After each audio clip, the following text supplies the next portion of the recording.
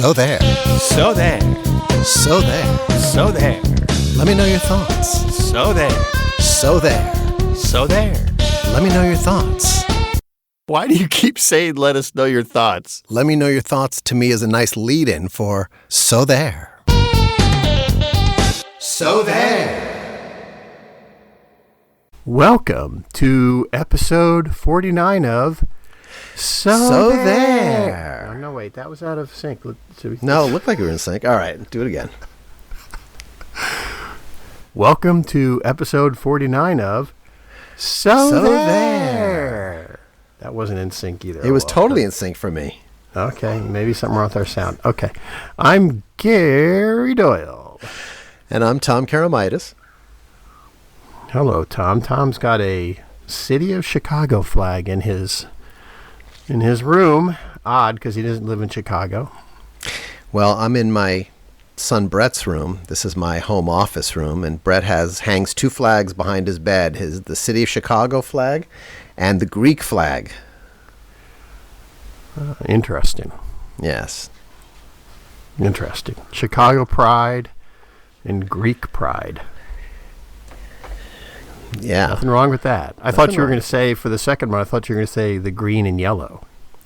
Green Bay Packers. Oh no, you're right. Look, if you don't make fun of the Packers, I won't make fun of the Arlington Heights Bears. All right.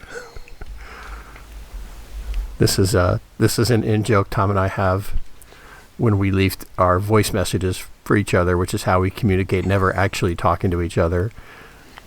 I like to call the Packers refer to themselves as the green and gold, which is puzzling to Gary Doyle because they don't have gold in their uniform. They actually have yellow. So I make a point of, whenever I refer to the Packers, calling them the green and yellow. I think it's a tone of light gold. I think you can make an argument that it falls under the gold spectrum on the what's that? It's gold. It's gold adjacent. It's like the yellow. We've talked about the yellow freight logo. It's called yellow freight, but if you look at the logo, it's actually orange.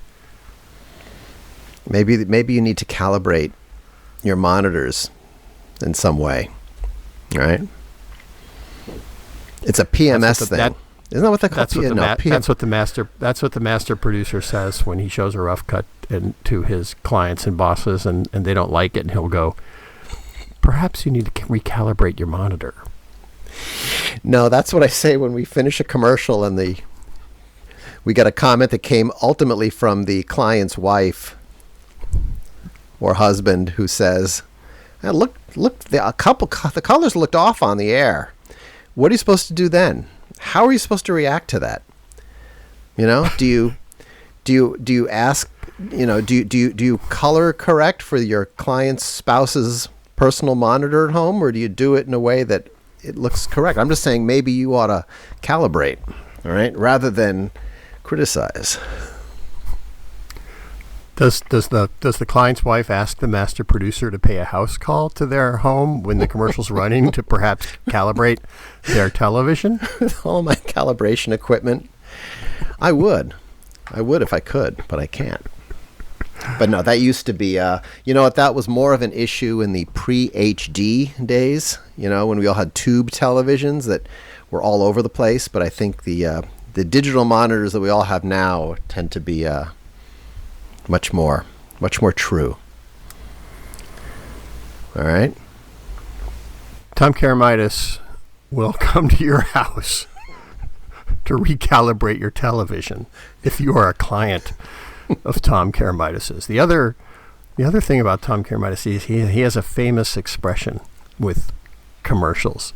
If there's a problem, if there's a problem with the cut or the shooting or whatever, or the edit, if you can't fix it, feature it. That's right.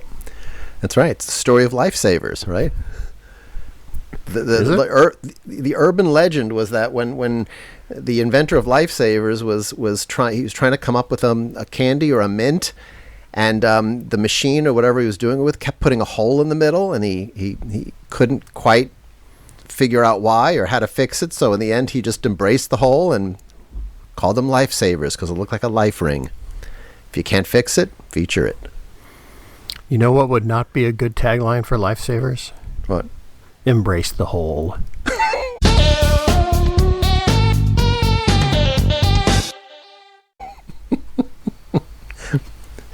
Unless you the whole with the W, right? WHOLE. Oh, wow. Yeah. Embrace the whole. Lifesavers, embrace the whole. Can we? I'd like to stay on the marketing thing for a second. You kind of made me think again, and I feel like we've talked about this guy, but and stop me if we have. I don't know if we've talked about this in the pod or just in our voicemails, but the Simply Safe guy, right? He's this guy who dresses up like he's a cat burglar, right? He's got the mask on his head. He never actually shows his face, so he's a bad guy, right? To me, a cat burglar is a bad guy. It's a guy that comes in and robs your house. But he's always hawking the Simply Safe products. So I don't really know what he is. You've seen the campaign? No, I haven't. Pretty much the only commercials that I watch on television are those that feature Lily from AT&T. And why is that? Talk about Lily. What do you like about Lily? Well, Lily is charming. Funny, easy on the eyes, and the commercials are generally witty and pleasant to watch. I also find Lily witty and pleasant to watch. Yeah, I mean, I think if you watched or I shouldn't say watch, if you were exposed to AT&T commercials with your eyes closed, I don't think they're as good as you think they are. I think it's the Lily factor. I think you're perhaps smitten with Lily, and that's perfectly fine. I don't think they're that great, other than, Lily seems to be, a nice spokesperson and, innocuous and, pleasant.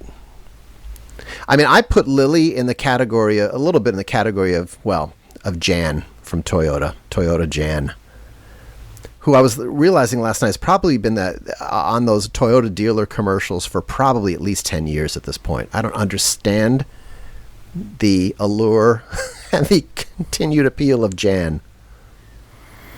I'm not particularly aware of Jan. I'm sure I've seen her 1,000 times on Toyota commercials, but no, she does not stick in the memory like Lily. And it perhaps I am a bit smitten, and right about now, it's good. It's a good thing that my wife has never once listened to one of my podcasts. Well, this is a fact that's coming in handy. Okay, right? But I would say she will not listen to this. I can say whatever I want about Lily. I think just acknowledging the attractiveness of another human being doesn't, in and of itself, mean you've committed adultery. That's true. I think the Lily thing, though, to me, what's more interesting about Lily is the off-camera stuff that she actually directs those commercials, and all of the apparently there's a whole bunch of social media stuff that people were commenting on her body and her appearance. So she's the one who decided to wardrobe herself in this kind of nondescript, gray, loose-fitting blouse, and she never, very much like she didn't want people that to become a point of discussion anymore. Well, Tom, she does work for AT&T. She's a store employee in the ad. So, what were you expecting her to wear a bathing suit? No, but I think I think I read somewhere that she was going to deliberately, counteract all of that criticism by being as unobtrusive and non-distracting as she could be. I think in the early, and I should probably look it up, but I think some of the earlier AT&T commercials, she might have been dressed a little more stylishly, let's say, than she is now. Just say it, Tom. Non-sexy. What's wrong with being sexy? What's wrong with being sexist? There's nothing wrong with that. Sex-y.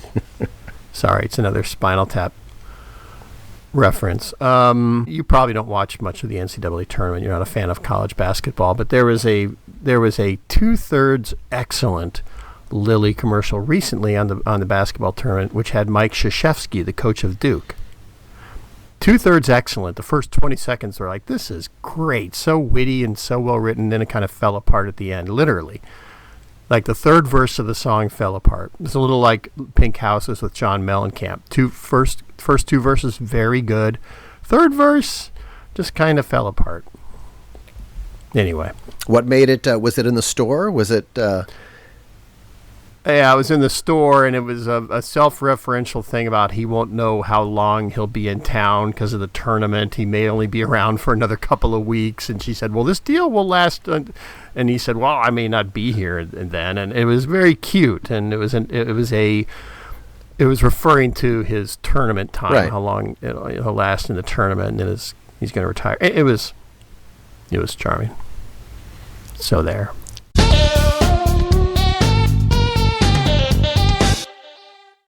All right, I have an odd observation. And I put this under the topic of blind obedience in our society. There is you ever seen signs near parking spaces that are like kind of vanity parking spaces? In other words, there's not a handicapped space, but some local business puts up a sign by the parking space, right? There's one near our house.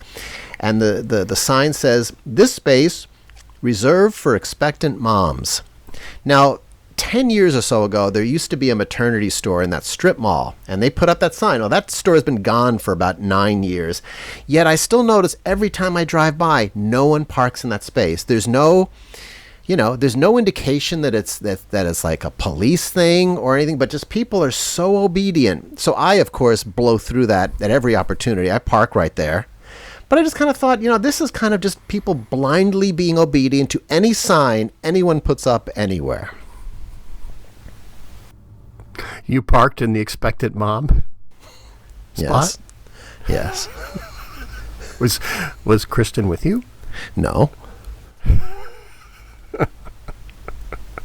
I mean, if it was a spot that said parking for Bears fans only, I'll park wherever I want. I mean, I'm not going to park in a handicapped space. But, I don't get it. The thing about a sign that says parking for expectant moms only is I think that literally 80% of American women who park in that spot could probably pass for being expectant mothers, if you know what I mean. It's not a comment about women per se. My comment is that most Americans are fat or overweight. Well, so you could get away with that almost, I'd say, the vast majority of people. I could create a sign and put it on a preferred parking space, and it would say, parking for fans of So There only. It would always be there for me because I'm one of our 2 fans. We could have the art director of the pod, Jim Furr, create a sign. Mr. Shout, our logo man, we call him Mr. Shout in our So There logo, could actually be barking that out of his microphone. Parking for So There fans only. So There!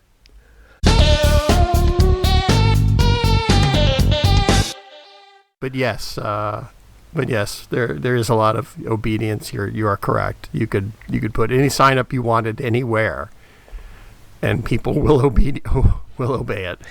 I think the majority of people would probably just give it just a quick glance and say, "Oh, okay." And they're not going to think that much about it, but they're just going to move on to another space, right? They're going to figure, why take the chance? I don't know if this is some kind of reserved space for somebody, but that's as far as I know, everybody seems to obey the handicap spaces, and I'm not going to get into it, but I just think there's far too many of them, given, at least in this part of the world, this part of the country. I find I feel like maybe 10% of the handicap spaces are used at any given moment. But the handicap lobby must be very, very strong. I mean, I imagine it's part of the zoning requirement, right? When you put up a strip mall or a Home Depot or whatever, all those closed spaces, a lot of times, Costco, I'm going to take an unpopular opinion here. There are too many handicap spaces. So if you go to a mall, let's say a big place, a mall or something, there's a good 8 handicap spaces at the beginning of the row. There's a lot, and invariably none of them are filled, maybe one. So every place should have a handicap parking space, but I think 8 or 10 might be excessive. Absolutely. Absolutely. Now, I will say when I visit relatives in California, I go down to like Orange County, and you have a lot more older people there. A lot of times all of the spaces are taken, so I wonder, is it some kind of national zoning requirement, or I feel like it should be based on perhaps the percentage of people of retirement age or handicapped age, or no, handicapped age, that makes no sense, but you know what I mean. I wonder if it varies geographically, different parts of the country. I don't know, but in Orange County in Florida, they should probably have the reverse. They should have signs for non-handicapped or old people. And there'll be like 4 of those. And the rest of them will be for the olds. Right. Yeah, and those 4 spaces will be about 650 yards away from the store entrance. I have an idea for a sign, Tom. No parking for people with an any navel. And I would almost bet you the people would obey that. I know, if you have half the people won't park there. The people with the Audi navel will go, oh, okay, great. I'm in luck. Here, wait. Let me check. Oh, yeah, it's an Audi. Great. I don't think people should be trusted to check their own. I think there should be somebody that's hired that has to monitor that, do a quick little shirt lift before you walk in the store. So there.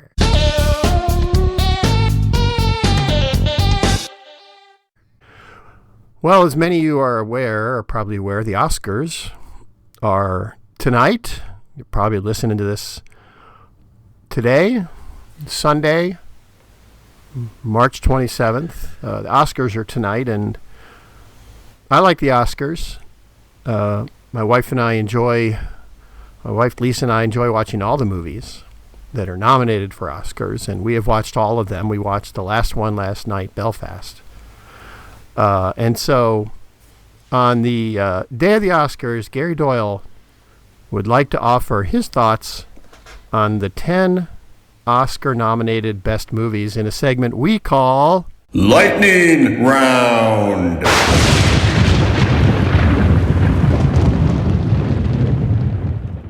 Okay, Lightning Round on all the nominated movies from least liked by Gary Doyle to most liked. Now, let me quickly address a bigger trend in movies, at least Oscar-nominated Best Picture movies this year, and that is movies that aren't movies. Movies that have no plot, no particular point.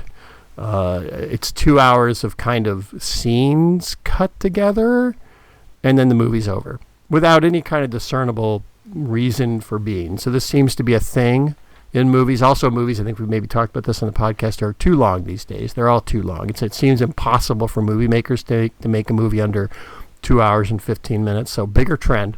Let's talk about the 10 from worst to best. Worst, Power of the Dog. I remember nothing about this movie, probably because nothing happened. Nothing. Ninth worst, Licorice Pizza. I love Paul Thomas Anderson, the director, one of my favorites. Loved Boogie Nights. Really liked There Will Be Blood. Licorice Pizza, not a movie. No plot. A string of scenes cut together for 2 hours, and then the end comes up. Seventh worst, Drive My Car. 3 hours about somebody driving another person in the car, practically. Another movie that's not a movie. Sixth worst, West Side Story. This may come as a surprise to some of you. Steven Spielberg. Have never seen the original West Side Story, but found this kind of boring.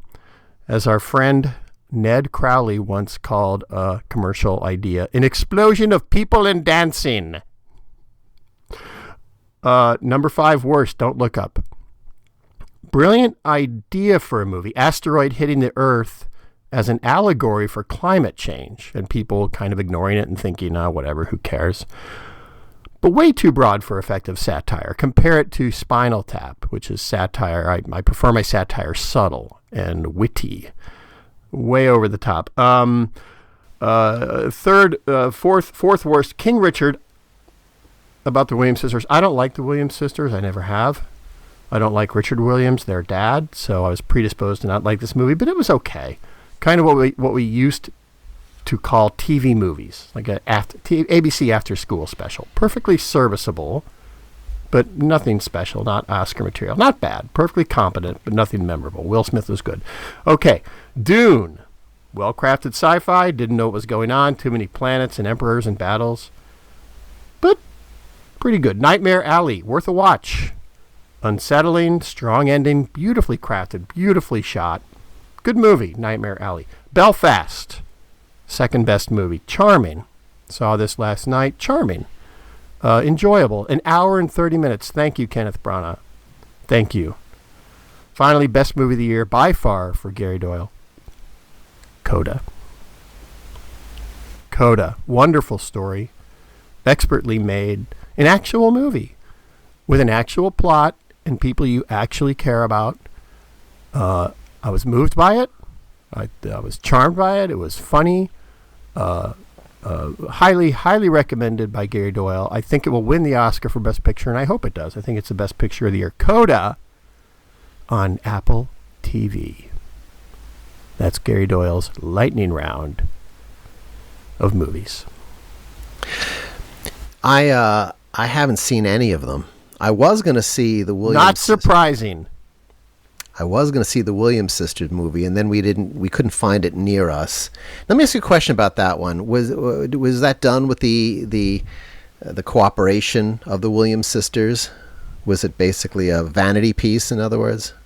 Clearly, yes, it was, to answer your question, and even more so because they are both portrayed in the movie as perfect little angels. They're teenagers in the movie, but they're perfect. They're just giggling little happy children. So clearly they saw that they were portrayed that way, which makes sense since they're complete narcissists, Venus and Serena Williams. They don't whitewash Richard Williams, the dad, who was flawed in real life, to put it nicely, and they don't sidestep those flaws. He is not a perfect character. So, his issues, they do not shy away from. Is he still living? Yes. Okay. Yes. I still don't like Richard Williams, and I remember some of his antics when the girls were coming up and they were famous, and he was quite a bore. But Will Smith is good. Will Smith is probably going to win the Oscar and deserves it. He was very good in that role. But I don't like the family, and I never have. I have trouble mustering enthusiasm, even if I'm interested in the people, those types of movies. When I realize that it may have very well been a kind of a vanity piece. Like I remember, wasn't there a similar thing? Wasn't there a movie about Elton John a few years ago, and he was similarly very much involved? So you kind of know going in, okay, rose-colored glasses and the whole bit, but. Rocket Man. Yes, thank you. About 2 months ago, Kristen, my wife, announced that she wants to see all of the Oscar-nominated movies before the Oscars. That was her goal. And I asked her last night because I don't like to go to movies that much, as you've surmised. And I asked her you don't participate in popular culture, I'd venture to say. You don't go to movies. You don't listen to music.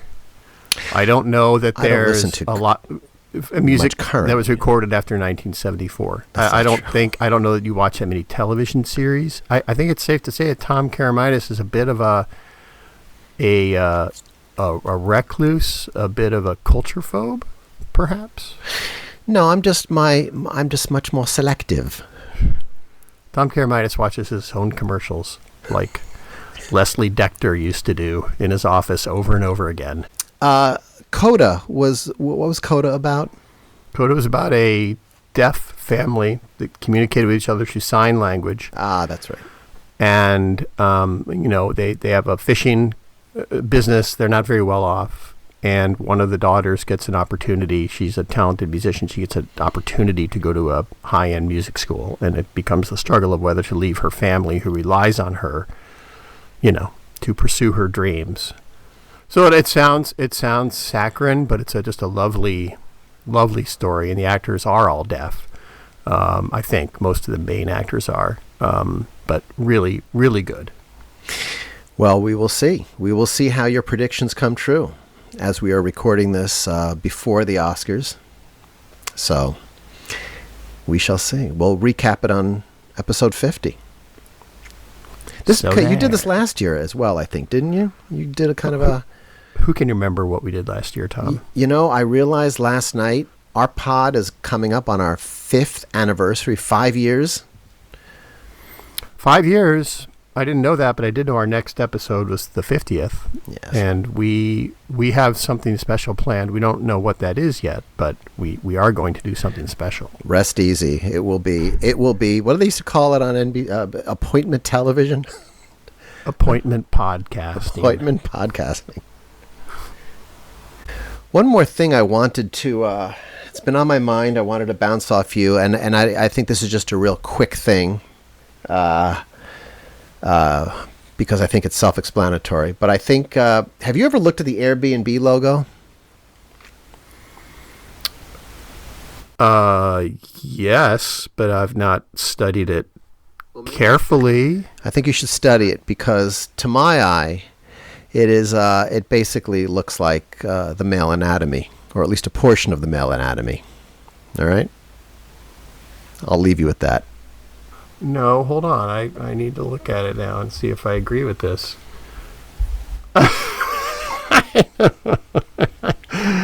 I think that's a little bit of projection. I don't know. By Tom Karamitis. I don't look at it. You didn't have to think about it very long. I saw your reaction immediately. I can't stop looking at it. How did you get to that from... I felt very inadequate with the Oscars. I had nothing to contribute. I felt kind of emasculated, so I needed to pivot to something more testosterone loaded, which apparently is the Air BnB logo. Well, now that I'm looking at it, I can kind of see that, and I also think it's a bit inadequate, if you know what I'm saying.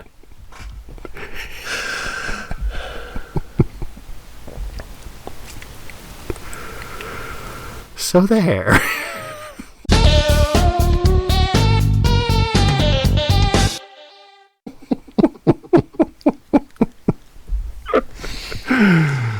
Well, Gary, as we alluded to earlier, we are coming up on 5 years since we started this podcast, and we haven't quite figured out what we're going to do next time, but we have to do something special for episode 50. Appointment listening. And after, I think what's pretty impressive is that after 5 years and almost 50 episodes, we keep finding things to talk about, like logos that look like wieners.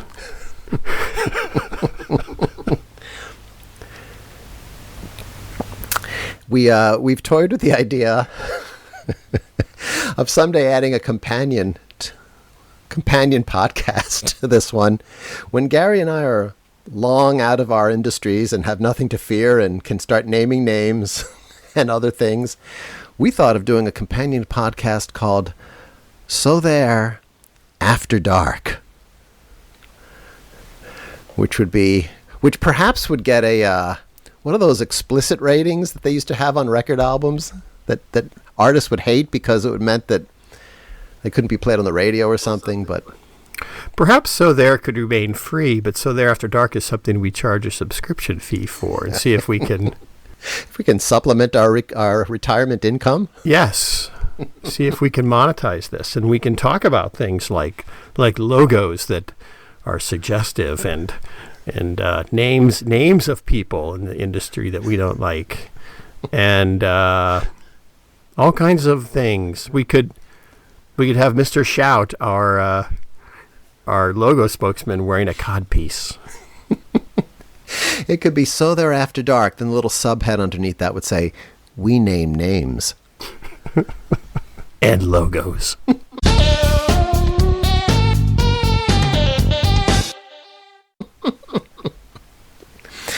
So until next time, until the great gala that will be episode 50. For Gary Doyle, this is Tom Karamitis saying, So there!